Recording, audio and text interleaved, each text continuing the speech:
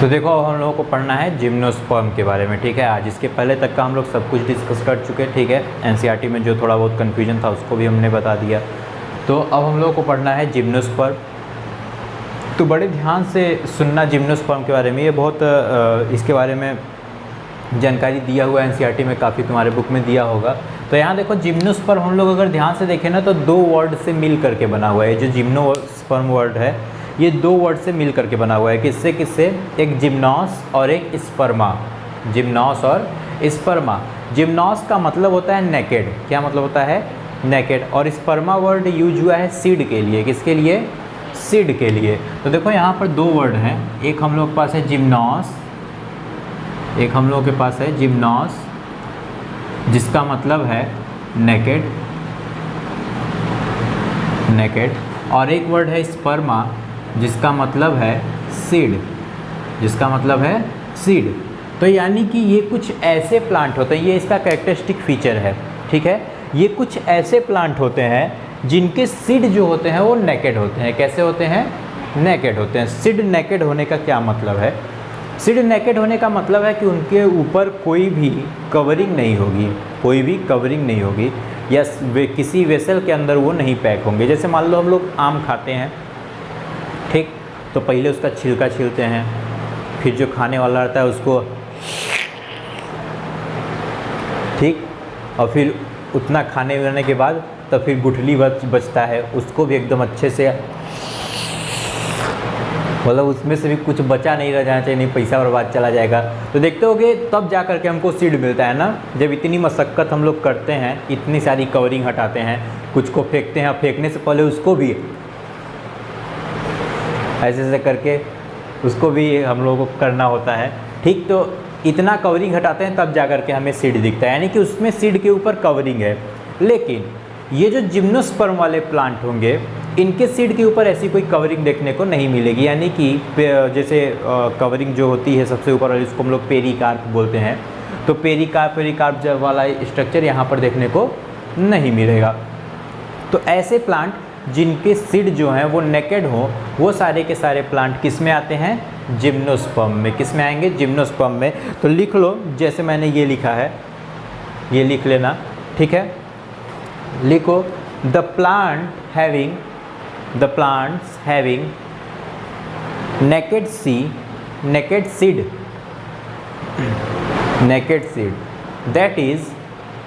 that is क्या मतलब है नेकेड सीड का, वो भी लिख लो। देखो सीड होता क्या है एक्चुअली? सीड जो होता है वो ओव्यूल होता है। क्या होता है?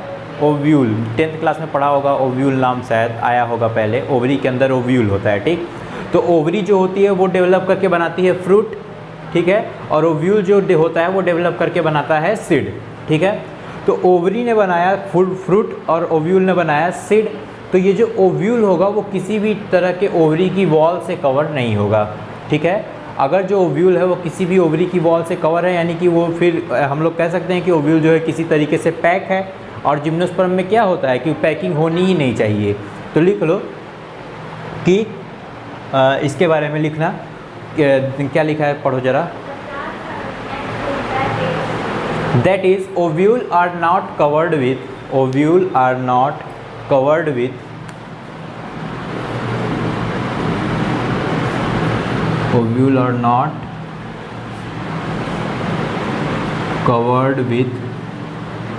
any ovary membrane,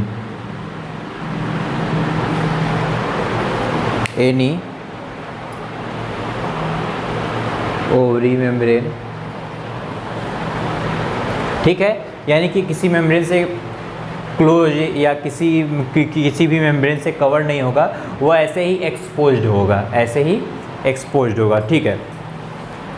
फिर नेक्स्ट पॉइंट लिख लो दैट ये जो जिम्नोस्पर्म टर्म था ये थियोफ्रेस्टस एक साइंटिस्ट थे जिनको फादर ऑफ बॉटनी भी कहा जाता है, उन्होंने ही दिया था। तो लिख लो टर्म गिवन बाई थियोफ्रेस्टस। हमसे स्पेलिंग मत पूछना थियोफ्रेस्टस की, हम, अरे वाह क्या बात। थियोफ्रेस्टस जो सबसे बड़ा पेड़ होता है वो इसी ग्रुप में आता है, जिम्नोस्पर्म में ही, ठीक है। सबसे बड़ा पेड़ कौन सा है? नाम ही नहीं पता। सिकोया एक पेड़ होता है, सिकोया, सिकोया सबसे बड़ा पेड़ होता है। ठीक है, हम लोग पहले बचपन में थे, हम लोग से पूछा जाता था सबसे बड़ा पेड़ कहाँ है, तो हम लोग को यही लिप्टस दिखता था। ठीक, अच्छा लिप्टस बोलना भी हम लोगों के लिए एक टास्क है, लिप्टस बोल नहीं पाते थे, लिप्टस की जगह पता नहीं क्या क्या और बोल देते थे। ठीक, तो लिप्टस, अच्छा चूँकि हम लोग थोड़ा गांव वाले ग्रामीण अंचल से ताल्लुकात रखते थे, तो इस वजह से हम लोगों को बोलना पड़ता था भोजपुरी, और भोजपुरी में हम लोग लिप्टस नहीं लिप्टिस बोलते थे, तो और उसमें मज़ा आ जाता था। तो इसलिए तो सिकोया तो बाद में ये पता चला कि लिप्टस से भी बड़ा पेड़ होता है, वो होता है सिकोया। ठीक है, ठीक है, तो लिख लो कि लार्जेस्ट जिम्नोस्पर्म, लार्जेस्ट जिम्नोस्पर्म और एक पेड़ होता है सिकोया जाइजेंटिना, इसका पूरा नाम है।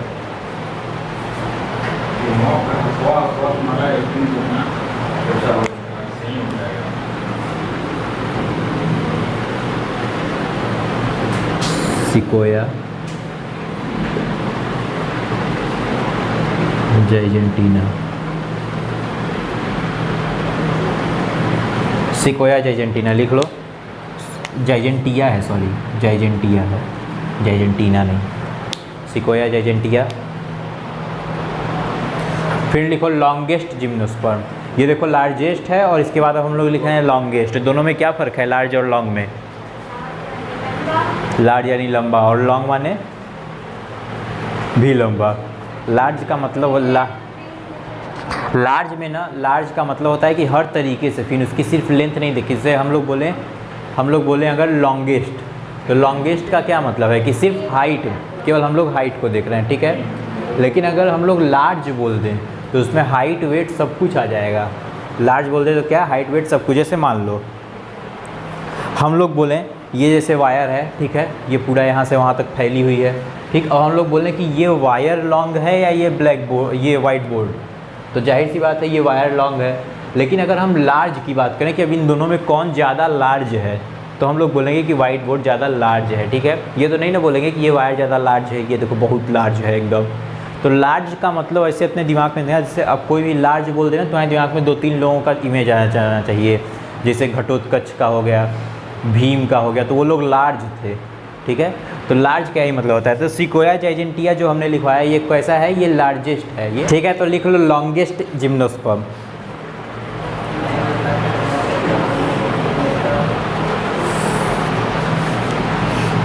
लिखो सिकोया सेम्पिवेरेंस, सिकोया सेम्पिवेरेंस, SEMPIVIRENSE।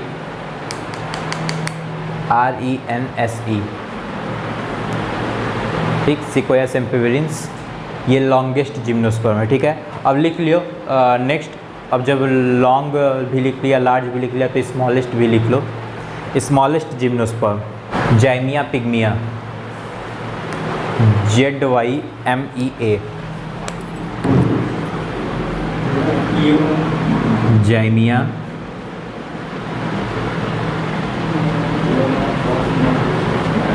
पिग्मिया।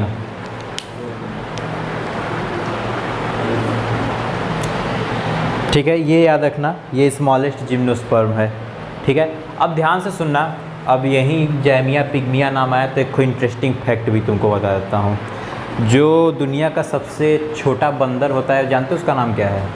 इतनी बड़ी सी उसकी साइज होती है, ऐसे तुम्हारे उंगली पे से बैठ जाएगा। ठीक, उसका नाम होता है पिग्मी मर्मोसेट। क्या नाम है? Pygmy marmoset. दुनिया का सबसे छोटा बंदर है, बहुत छोटा सा बंदर, एकदम इतना बड़ा सा, मस्त एकदम चलता है। देखना, आज जाके घर पे सर्च करना पिग्मी मर्मोसेट, बहुत मज़ा आएगा उसको देख करके। ठीक है, तो अब हम लोग बात कर लेते हैं, नेक्स्ट पॉइंट लिखना, gymnosperm are prefer to grow in, gymnosperm are prefer to grow in temperate region, यानी जहाँ पे ठंडी थोड़ा ज़्यादा होती है। ठीक है, वैसे रीजन में टेम्परेट रीजन।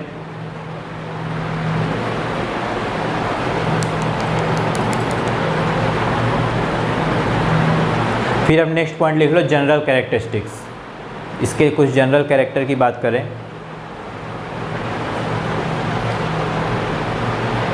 ठीक है। तो सबसे पहला लिखो दे आर, जनरल कैरेक्टरिस्टिक में लिखो they are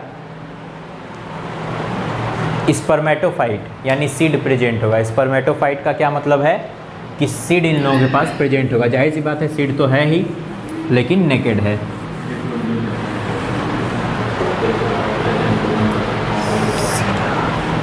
they are spermatophyte,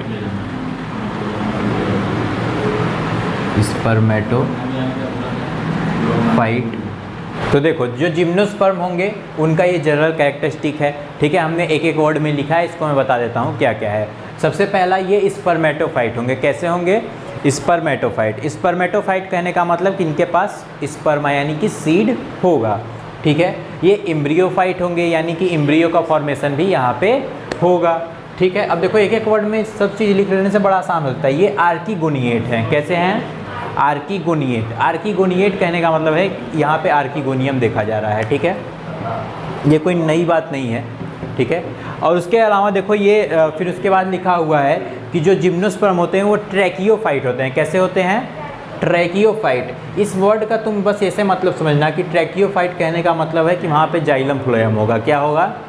xylem phloem. अब जरा 9th क्लास में अगर पढ़ा होगा स्ट्रक्चर, तो वहाँ पे ट्रैकिड से एक वर्ड आता है, नहीं आएगा, मैं अभी आगे बताऊंगा, ठीक है। अभी हम लोग जब एनाटॉमी पढ़ेंगे तो वहाँ पे फिर से आएगा। तो फिर उसके बाद देखो नेक्स्ट क्या लिखा हुआ है, आर्बिसेंट है ये। कैसे हैं? आर्बिसेंट, ठीक है। इसका मतलब ये होता है कि वुड वाले प्लांट होंगे। कैसे? वुड वाले। अभी तक जो हम लोग प्लांट देखे थे उसमें बहुत खतरनाक हम लोगों को नहीं ऐसा मतलब वुड नहीं मिल रहा था कि जिसका हम लोग कुछ बना पाएँ, ऐसा कुछ, ठीक है ना। हाँ, बाकी सारे काम उसके हो जा रहे थे। हो सकता था कि हम उसको ऑर्नामेंटल प्लांट की तरह यूज करें, या फिर हो सकता था कि हम उसका ऐसे यूज करें कि अपने मेडिसिन के लिए यूज कर लें, कॉमर्शियल यूज, इकोनॉमिक यूज, वो सारा हो जा रहा था। लेकिन अब इसमें देखो, इसमें हम लोग को देखा जाए तो एकदम जैसी लकड़ी हम लोग चाहते हैं, जैसा वुड हम लोग चाहते हैं, वैसे वुड हमको मिलने लगे हैं, ठीक। उसके अलावा सबसे लास्ट पॉइंट, ये जो होंगे वो कार्मोफाइट होंगे। कैसे होंगे? कार्मोफाइट। कार्मोफाइट कहने का मतलब है कि ट्री हैबिटेट वाले होंगे। कैसे? ट्री हैबिटेट, ठीक है। देखो 3 ठो होते हैं, एक होता है हर्ब, एक होता है श्रब और एक होता है ट्री, ठीक। तो ये ट्री हैबिटेट वाले हैं। कैसे हैं? ट्री हैबिटेट वाले। तो ये सारे जनरल कैरेक्टरिस्टिक हैं, इसको फटाफट से लिख लो और सारे का मतलब भी लिख लेना कि किसका क्या मतलब है। स्पर्मेटोफाइट यानी कि सीड होगा, एम्ब्रियो होगा, आर्कीगोनिएट आर्कीगोनियम होगा, ट्रैकियोफाइट का मतलब है कि वहाँ पे जाइलम फ्लोएम वेस्कुलर बंडल देखने को मिलेगा, और आर्बिसेंट का मतलब है कि लकड़ी होगी, वुड होगी, ठीक है। और कार्मोफाइट कहने का मतलब है कि ट्री हैबिटेट वाले ये सारे ये ग्रुप है, ठीक है। इतना लिख लो। तो देखो जिम्नोस्पर्म में क्या होगा कि जिम्नोस्पर्म की जो बॉडी होगी, हम लोग बॉडी को 3 पार्ट में डिवाइड कर सकते हैं, ठीक है। कौन कौन सा? रूट, यहाँ पर हमें रूट देखने को मिलेगा, स्टेम देखने को मिलेगा, और हाँ, ठीक है। ये हम लोग 3 पार्ट में आराम से इसको डिवाइड कर सकते हैं। तो ऐसे ही लिख लो कि plant body are divided into, plant body are divided into के बाद ऐसे हाइफन देना तुम, ये ऐसे दे, जैसे मैं यहाँ बनाया हूँ वैसा वाला बना करके फिर नीचे रूट लिखना, और रूट के बारे में भी 1-2 लाइन लिख लो। यहाँ पर जो रूट होती है वो टैप रूट होती है। कौन सी रूट होती है? Tap root. टैप रूट जानते हो कि नहीं? टैप रूट और फाइब्रस रूट 2 रूट होती हैं। टैप रूट का मतलब ये होता है, ऐसे देखो समझा रहे हैं, यहीं पर समझना फिगर से, ठीक है। जैसे मान लो ये हमारा सॉयल का लेयर है, ठीक है, यह सॉयल है। अब इसके ऊपर प्लांट उगा होगा तो उसको उगने दो, हम लोग पढ़ना है रूट। एक रूट होगी देखो जो ऐसे ऐसे होगी, ठीक ना। घास वास में ऐसा रूट देखने को मिल जाएगा। इसमें पता नहीं कर पाओगे कि तुम की कौन मेन रूट है, ठीक है। कौन मेन रूट है कुछ नहीं पता चलेगा, सब अपने आप में मेन दिखेंगी, ठीक। सब एक ही साइज वाइज की होंगी। लेकिन एक रूट होती है ऐसी, ये इस टाइप की रूट होती है,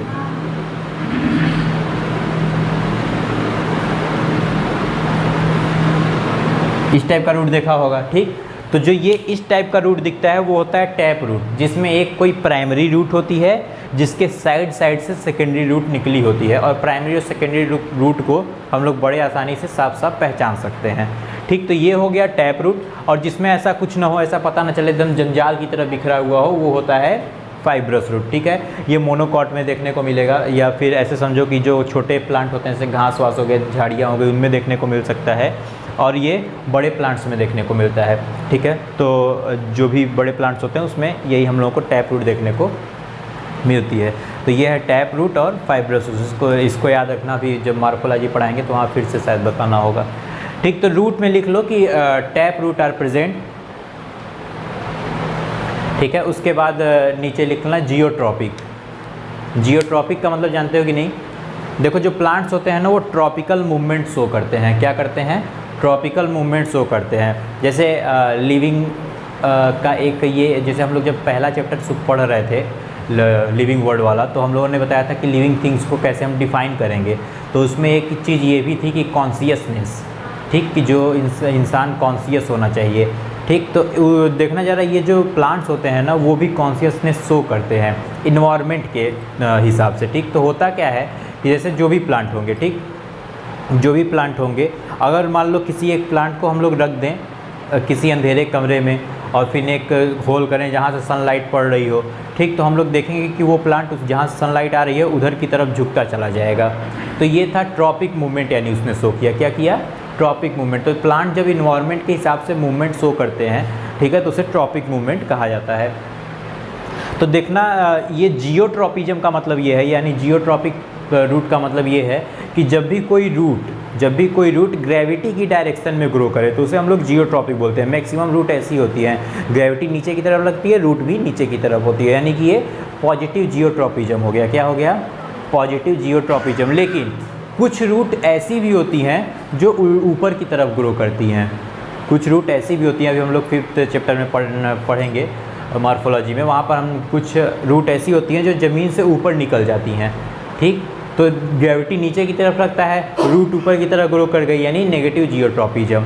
ठीक, तो यहाँ पे हम लोग क्या दिखाना है कि रूट जो होती है वो टैप रूट होती है और ट्रॉपिक मूवमेंट को शो करती है। ठीक है, नेक्स्ट पॉइंट लिख लो कि root hairs are absent. Root hairs are absent.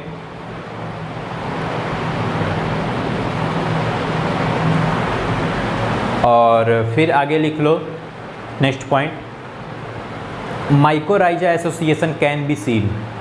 Mycorrhiza association can be seen, यानी यहाँ पे हमको माइकोराइजा का एसोसिएशन देखने को मिल सकता है।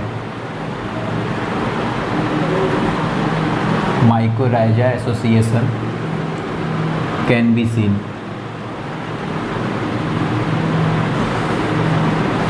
ठीक है, माइकोराइजा का मतलब जानते हो कि नहीं? माइकोराइजा मैं पढ़ा चुका हूँ।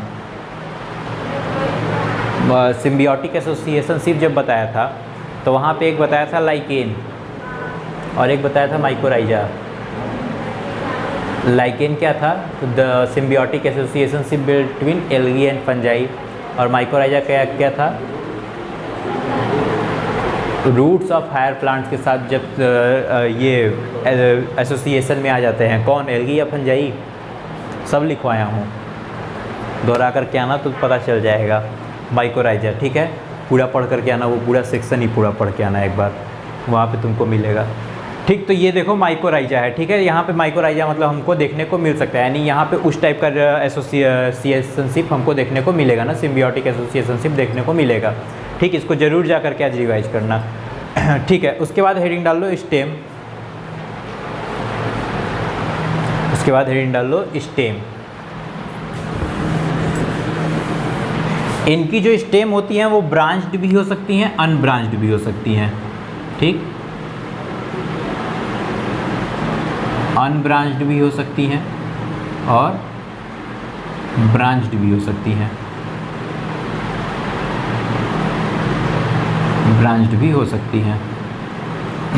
अनब्रांच्ड किसकी होंगी? जैसे एक प्लांट होता है साइकस। ठीक, एक प्लांट होता है साइकस, देखोगे तो नारियल के पेड़ जैसा दिखेगा फिगर में, तो इसकी अनब्रांच्ड होती है। और पाइनस की ब्रांच्ड होती हैं। दोनों लिख लो। ठीक है, अपने बुक में देखो फिगर बनाया होगा, ठीक है। तो क्या हमने देखा कि स्टेम जो होगी वो अनब्रांच्ड भी हो सकती है और ब्रांच्ड भी हो सकती है। अनब्रांच्ड स्टेम किसकी होगी? साइकस की। किसकी? साइकस। अनब्रांच्ड स्टेम किसकी होगी? साइकस की। और ब्रांच किसकी होगी? पाइनस की। ठीक है, तो इतनी सी बातें हमको याद रखनी है ना, इतना पूरा याद रखना है। अब देखो एक चीज़ याद लिख लो, देखो in Cycas coralloid root are present. Coralloid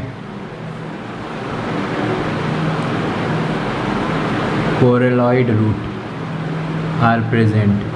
coralloid root का मतलब क्या होता है? खोज करके आना, होमवर्क। कुछ एक्स्ट्रा जानकारी लिया करो कभी कभी। Coralloid root are present. ठीक है, चलो अब हेडिंग डाल लो लीफ। लीफ में लिखो सो इकोलॉजिकल एडाप्टेशन। सो इकोलॉजिकल एडाप्टेशन, ये जो लीफ होती है ना, ये इकोलॉजिकल एडाप्टेशन शो करती हैं, यानी कि इकोलॉजी के हिसाब से ये बनती हैं, एडॉप्ट कर लेती हैं। Ecological adaptation. ठीक है, फिर लिखो इट इज़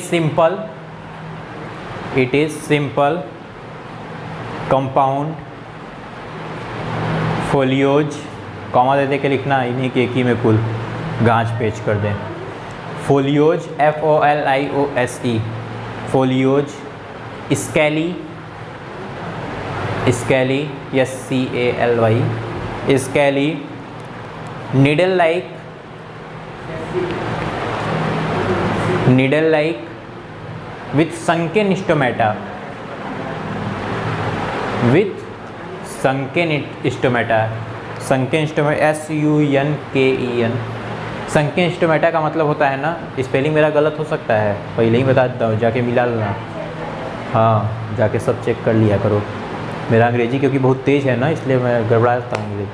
तो देखो संकेन स्टोमेटा क्या मतलब है? संकेन जिससे स्टोमेटा का जो एक्चुअल साइज होता है ना, उससे वो सिकुड़ा हुआ होगा, तो उसे हम लोग बोलते हैं संकेन स्टोमेटा प्रेजेंट होता है। ठीक है, तो ये चीज़ याद ना। और इनकी लीव्स जो होती हैं वो नीडल लाइक होती हैं। कैसी होती हैं? नीडल लाइक, ताकि वाटर का लॉस कम हो। जैसे साइकस में देखो वो आगे एकदम नुकीला हो गया होगा। ठीक, तो वो नीडल लाइक होते हैं ताकि वाटर का लॉस कम हो। ठीक है, अब नेक्स्ट लिखो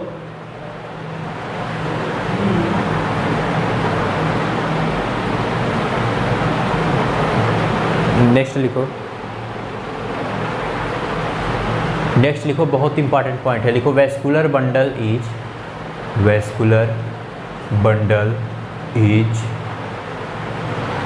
कॉन्जॉइंट।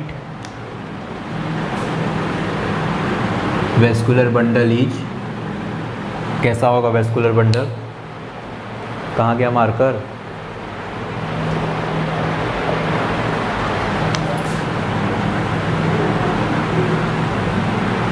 कॉन्जॉइंट लिखो, फिर लिखो collateral,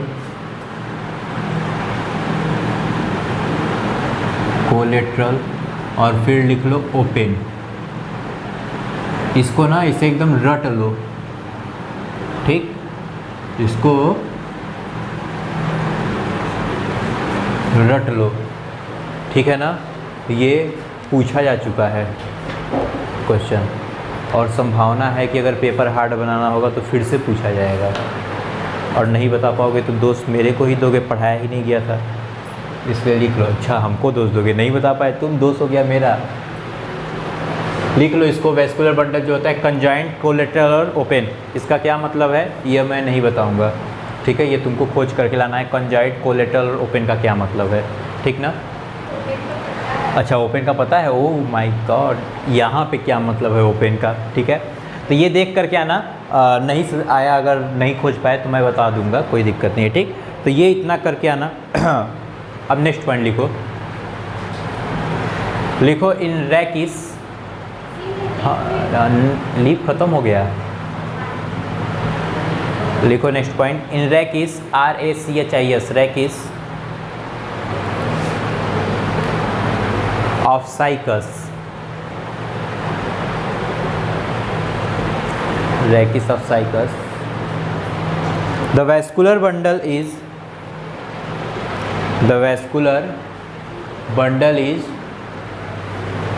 inverted omega shaped. Inverted omega shaped. जी बता रहे हैं बेटा, इन्वर्टेड ओमेगा शेप। ओमेगा का शेप कैसा होता है पता है? पता है ना कैसा होता है बताओ? ऐसे, फिर ऊपर से ऐसे, ऐसे, ये ऐसे ना। अब इसी को ऐसे पलट दो, कैसे कर दो? ऐसे पलट दो तो कैसा हो जाएगा? ऐसे ऐसे ऐसे, कुछ इसी टाइप का। अब एकदम ऐसा ही नहीं कि जा करके अगर कहीं वेस्कुलर बंडल देखने को मिल गया तो उसको लगे नापने के साथ नुकीला सा निकला हुआ है कि नहीं, ठीक है। ऐसा मतलब इसी शेप का होता है, कुछ इसी शेप का दिखता है।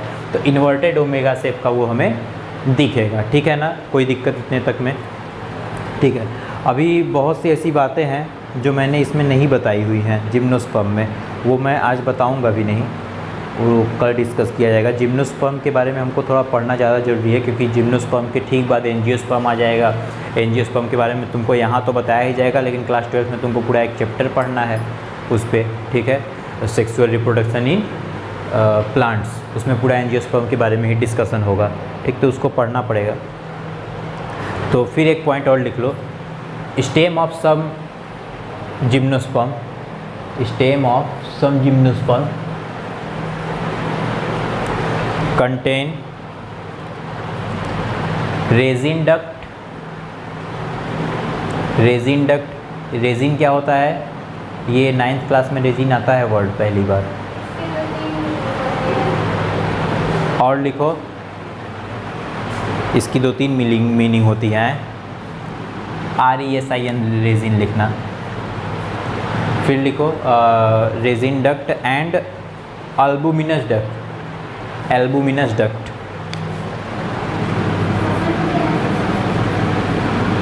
समझ गए? और यूट्यूब वाले नहीं समझेंगे तब।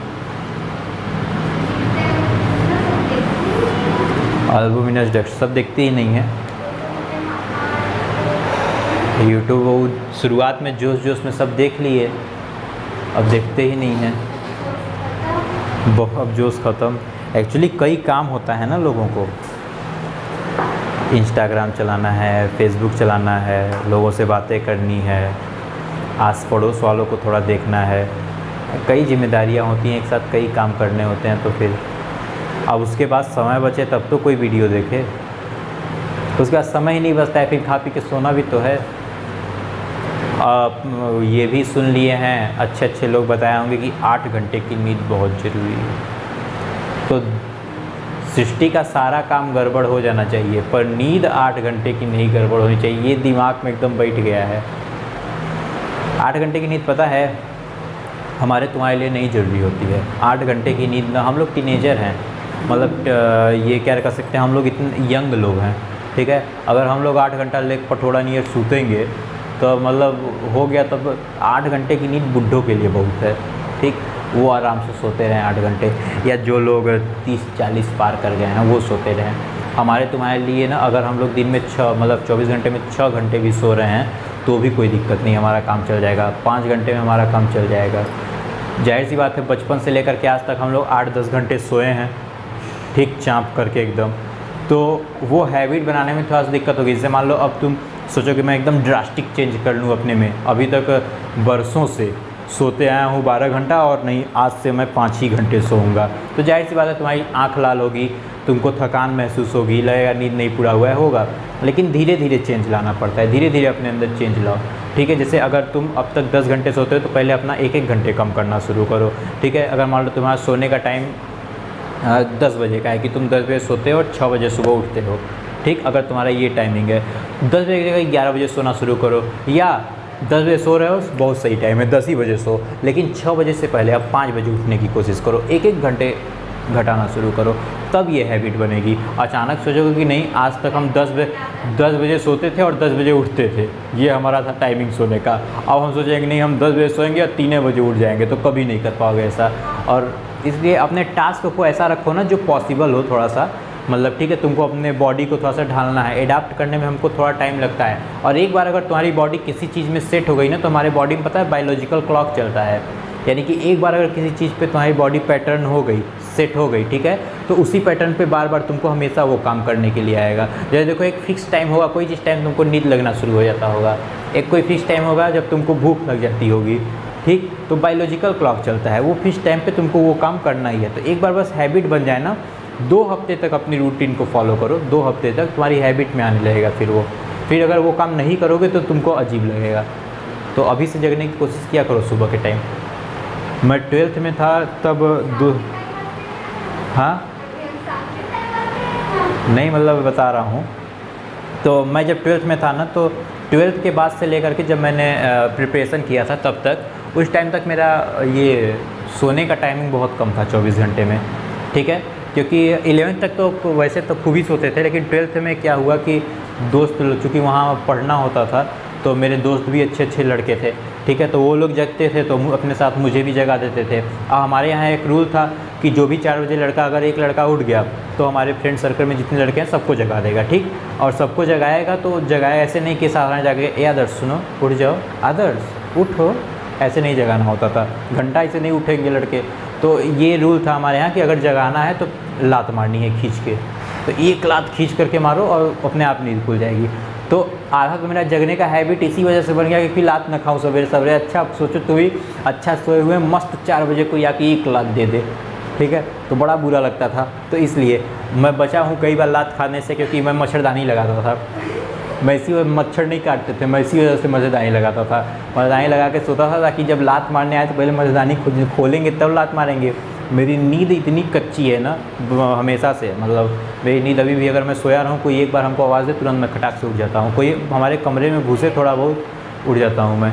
तो वहाँ पर क्या था, अब जैसे कोई मेरी मच्छरदानी खोले तब तो मारे लात, मच्छरदानी खोलता था इसमें मैं हलचल होती थी तो मेरी नींद खुल जाती थी।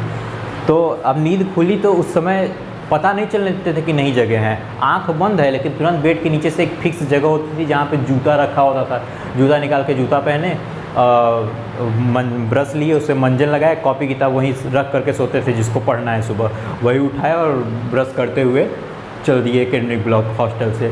तो ब्रश करते हुए एकेडमिक ब्लॉक पहुँचे, फिर एकेडमिक ब्लॉक में पहुँचे तो वहाँ मुँह धोए, सब काम किए, और वहीं पे ठंडा पानी होता था रोका वाटर कूलर का, मस्त उससे मुँह धोए एकदम, तब जा कर के नींद एकदम खुल जाती थी। तब लगा था कि अच्छा कहाँ पहुँच गए, कहाँ पर सोए हुए थे। तो ऐसा, तो धीरे धीरे हैबिट बनाओगे ना मज़ा आ जाएगा। फिर पता है जब एक बार हैबिट बन जाती है ना, सुबह जगने में बहुत मज़ा आता है, पढ़ने में मज़ा आता है। तो यही चीज़ करना, बाकी तो सब सही है। तो आज के लिए हम लोग जिम्नोस्पर्म में बस इतना पढ़ेंगे, लेकिन अभी जिम्नोस्पर्म टॉपिक कंप्लीट नहीं हुआ है, ठीक है ना, ये सिर्फ एक जनरल इंट्रोडक्शन है। कल हम लोग इसको कंप्लीट करके एंजियोस्पर्म को भी कंप्लीट कर देंगे, ठीक है, एंजियोस्पर्म को भी कंप्लीट कर देंगे। फिर एक लाइफ साइकिल का होगा तो उसको हम लोग छोटे में समझ लेंगे, ठीक है। तो आज के लिए बस इतना ही। तुमको क्या करना है कि एनसीईआरटी पढ़ना है और जो चीज़ दिया हूँ खोजने के लिए, माइकोराइजा पूरा रिवाइज करके आना, वो वाला पूरा सेक्शन ही रिवाइज करके आना, ठीक है। मैं जो पढ़ा रहा हूँ उसको पढ़ते जा रहे हो तो इसका मतलब ये नहीं कि पीछे वाला चीज़ भूलता चला जाए, उसको भी रिवाइज करते रहो लगातार, ठीक है। बायो का भी टेस्ट लेंगे इसके बाद, इस चैप्टर के बाद, ठीक, जिसमें बायो के फर्स्ट सेकेंड थर्ड तीनों चैप्टर आएंगे, 20 क्वेश्चन होंगे। तो ठीक है, ये पूरा तैयार कर लेना, इतना जितना पढ़ाया हूँ आज तक, ठीक, पूरा रिवाइज करते चलना। बायो का टेस्ट कब लेंगे ये बताएंगे नहीं, अचानक से लेंगे, लेकिन इस हफ्ते में नहीं लेंगे, ठीक है। तो इस हफ्ते में नहीं लेंगे, पर इस हफ्ते के बाद कभी भी ले सकते हैं। तो सरप्राइज़ टेस्ट होगा, सरप्राइज़ टेस्ट होगा तुम्हारे लिए, मेरा फेवरेट है ये सरप्राइज़ टेस्ट, ठीक है। तो आज के लिए बस इतना ही। वीडियो देखने वाले शेयर, लाइक और सब्सक्राइब करें। Thank you.